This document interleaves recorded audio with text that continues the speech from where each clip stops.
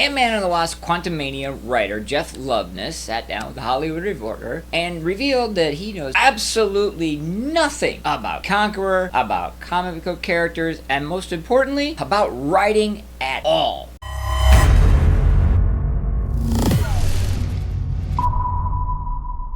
Well, we've now seen that Ant-Man and the Wasp Quantumania was an absolute dumpster fire of a film, obviously because of all the woke bullshit, but basically also for writing. Now, with this Hollywood Reporter piece, we find out that Jeff Loveness is not only writing Kang Dynasty, so we can pretty much write that film off, but he is very eager and willing to tell the world how absolutely little he knows about how to write a good character and a good story. There's a lot to unpack here, so let's dive in. We start off with him being asked why he killed off Kang, and his response is, well, I think you root for someone who knows defeat. Thanos says that he knows what it's like to lose, but we never see him lose until the end of Endgame. All he does is toss away the people that he loves and beats Thor's ass. Oh, but he doubles down on his stupidity by following that up with, but yes, it's a risk, and we certainly took some heat for it, but I am willing to bet that we are going to root for a guy that we've seen stumble and fall, much like Chris Claremont's Magneto from those X-Men comics. Alright, you idiot, I'm gonna have to break this down for you. Thanos and Magneto are not liked because they failed. I mean, you have got to be kidding me. And then utterly dismissing Thanos' character arc throughout multiple films, and especially the last two Avengers films, by saying all he did is toss things around and kick the people he loved and kick Thor's ass. I mean, did you actually watch these? Oh, sorry. Duh, no, of course you didn't, because if you had, you would not have made such a stupid statement. Additionally, I'm going to tell everyone right now, him saying, oh yeah, it was like Chris Claremont's Magneto in those X-Men comics is something he was either told to say or he Googled best X-Men comic, come up with that line. He hasn't read a page based on that statement, and he doesn't understand character. The audience is not there to root for the bad guy. It's that simple. We want them to lose because we're not supposed to like them, and we're supposed to be watching escapist entertainment where good defeats evil. That simple. You would think, right? I mean, everybody else can figure that out, but not this guy. He also doesn't seem to understand that Thanos has an entire arc of a character. He has a motivation that is not simply mustache twirling. Magneto, years, decades of a very slow character turn and turn back and everything else. And yet, Thanos and Magneto had a consistent core, non-conforming to these norms of good character traits throughout all. Even when they were quote-unquote being good. Of course, Thanos was never really good. He merely changed his method or approach to achieving his end. But that's too subtle. That's too intelligent. For Loveness, he just looks at him and goes, oh yeah, he was throwing away people he loved and beating up Thor. What an idiot. The dumb just keeps on coming, as Loveless says. But once again, the big distinction between Thanos and Kang is that Kang is more of a human being.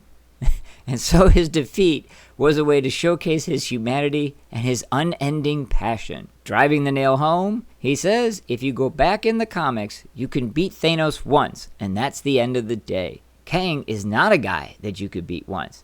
He is an existential problem. And so he doesn't care if he loses because he's got nothing but time. I hate to give him the benefit of the doubt, but I'm hoping he understands that Thanos is not a human being and Kang is. I suspect, though, what he's really trying to say is that Kang is humane, whereas Thanos is not.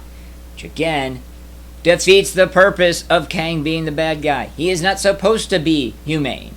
Don't you get that? Don't you understand that? Oh, no, of course you don't. And as for his passion, Thanos' entire arc in the films, much less about the comics, if you just want to go with the films, was to restore balance to the universe. And he was willing to do anything and everything for it. What more passion do you have? As it stands right now in the movies, we have been given, per your writing, Loveless, no passion for Kang whatsoever. None. We had a variant in Loki who just sort of sat on his throne and waxed poetically. Then we have a variant trapped in the quantum realm, doing anything and everything to get back out in order to seek revenge on variants of himself that put him there. That's passion? No, that's not passion. That's revenge. Why don't you understand these very simple concepts? Additionally, you don't understand that it isn't you defeat Thanos once and he's done. Thanos, at the end of the Avengers films, accepted defeat because he understood the implications of his defeat. He knew that he was going to be snapped out of existence. He knew that he had been outmaneuvered.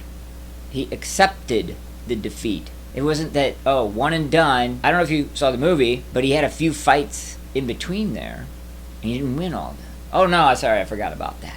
You see, this is the staggering level of incompetence on display. And keep in mind, this guy is writing Kang Dynasty, supposedly one of the next big Marvel extravaganza. The writing is on the wall.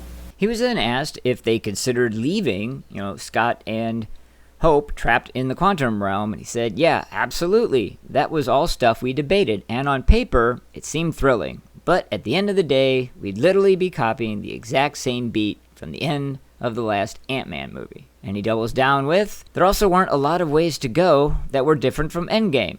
If Scott gets trapped in the quantum realm like he does in the last movie's ending, then the only way to go is that he gets out of the quantum realm like he does in Endgame. The double, triple, quadrupling down on just how awful of a writer this guy is mind-blowing. If you have this end the same way that it did at the end of Ant-Man 2, the audience gets to go, oh man, he's trapped again.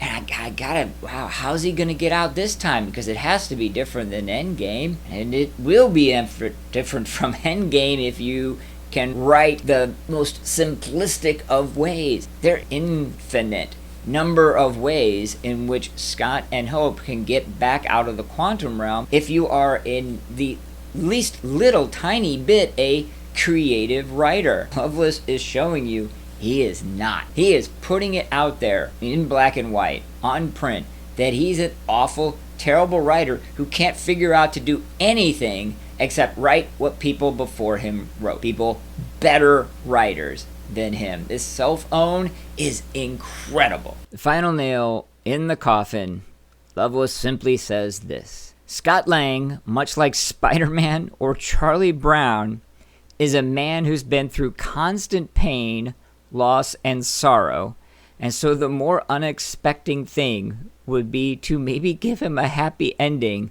with the lack of assurance that he has in the first act. Wow, wow, and wow.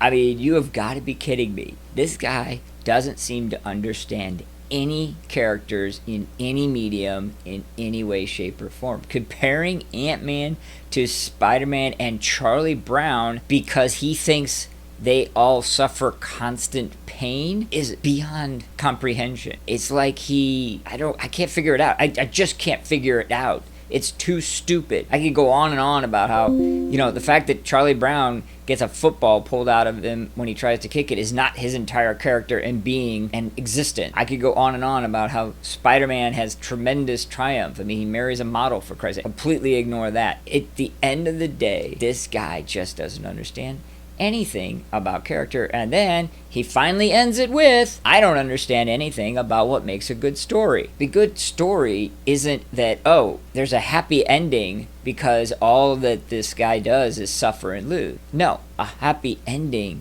is earned. The hero overcomes obstacles and adversity and maybe even some loss. I'm not going to discount that, but that's not all. He has to overcome all those things to wind up at the end in a different place than he started. But that different place is a different place in his life, in his happiness, in his well-being, not just a different place in the first act that he was sad and now he's happy. This Loveless guy, utterly clueless. I had questions about the Kang Dynasty. Now knowing that he's writing it, forget it. It's a complete write-off. But again, that's what I'm thinking and seeing. What are you guys? Let's talk about it. obey your king. Subscribe to the channel and click the notification icon.